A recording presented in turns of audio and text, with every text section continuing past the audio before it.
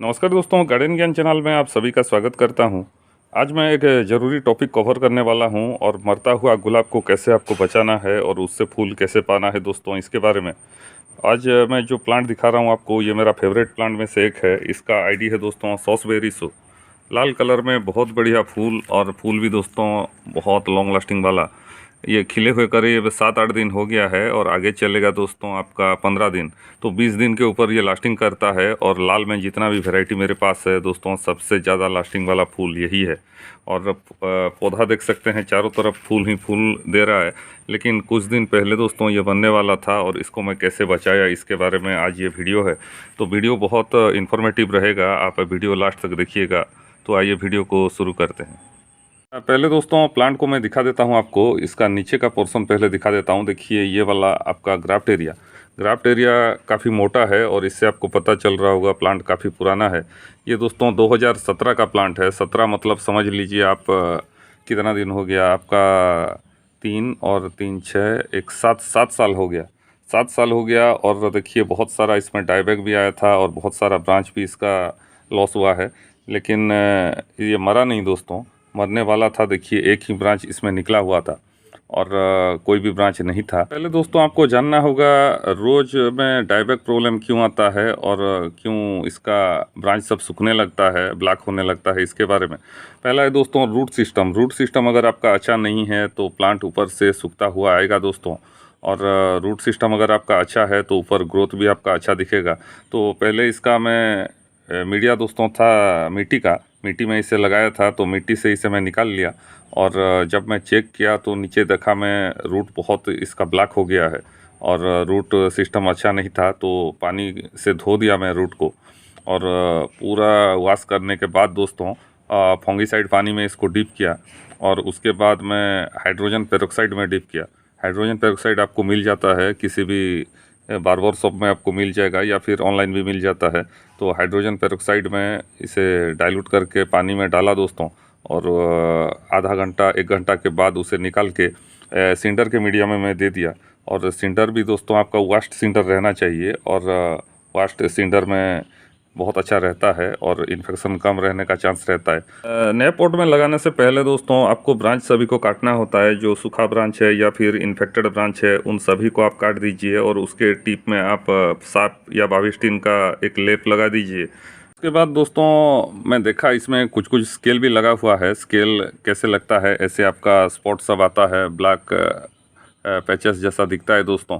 तो स्केल इसमें लगा हुआ था, तो मैं इसको टोकन लाया। टोकन आपका 1 ग्राम आधा लीटर पानी में लेके ब्रश में दोस्तों रब किया, और उसके बाद उसमें और आधा लीटर पानी डाल के पूरे प्लांट में स्प्रे कर दिया दोस्तों।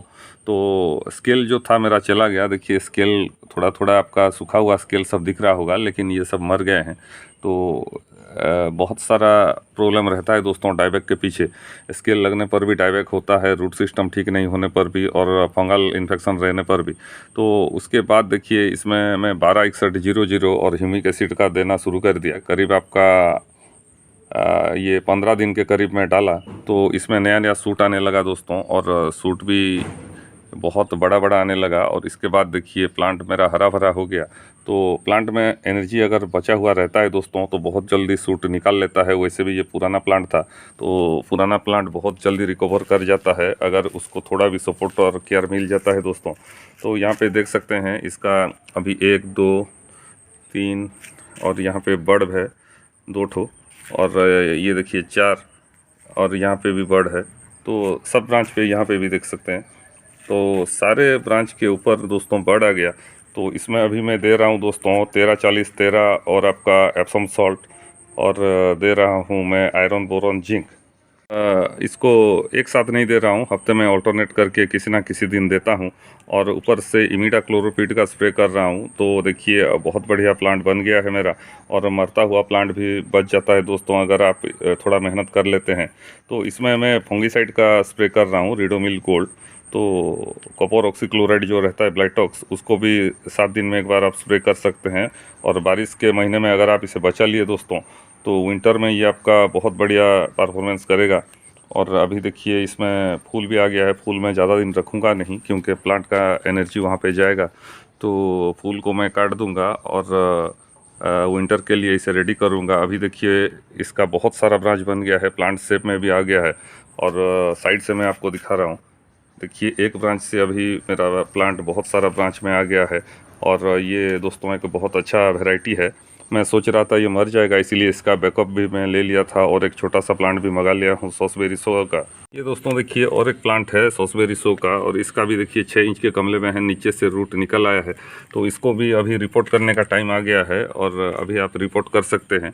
और इसमें भी देखिए ग्रोथ बहुत अच्छा चल रहा है और पत्ता देखिए कुछ कुछ कीड़े खा रहे हैं। वो दूर रखने के लिए आप रोगर का स्प्रे कर सकते हैं या फिर मोनोक्रोटोफॉस, ये सब आप स्प्रे कर सकते हैं दोस्तों। और ये इवनिंग के टाइम में स्प्रे करने पर रात को ये सब आते हैं तो ये सब मर जाते हैं और प्लांट के पास भी नहीं आते हैं अगर आप इंसेक्टिसाइड का यूज कर दिए हैं। अगर प्लांट में छुपे हुए हैं तो मर जाते हैं। यहाँ पे मैं आपको दिखाना चाहूँगा वीरेंद्रनाथ, देखिए बहुत बढ़िया फूल दिया है और लोटस जैसा ही दिखता है। इसका पेटल काउंट बहुत ज़्यादा रहता है और विंटर में दोस्तों और भी हैवी फ्लावरिंग करता है ये। और ये बहुत साइज में बड़ा फूल देता है और देखने लायक होता है दोस्तों। आपके पास अगर ये वैरायटी नहीं है तो आप मंगा सकते हैं। तो आज के लिए बस इतना ही दोस्तों, फिर मिलते हैं और एक नए वीडियो में नई जानकारी के साथ, किसी नए पौधों के साथ। नमस्कार।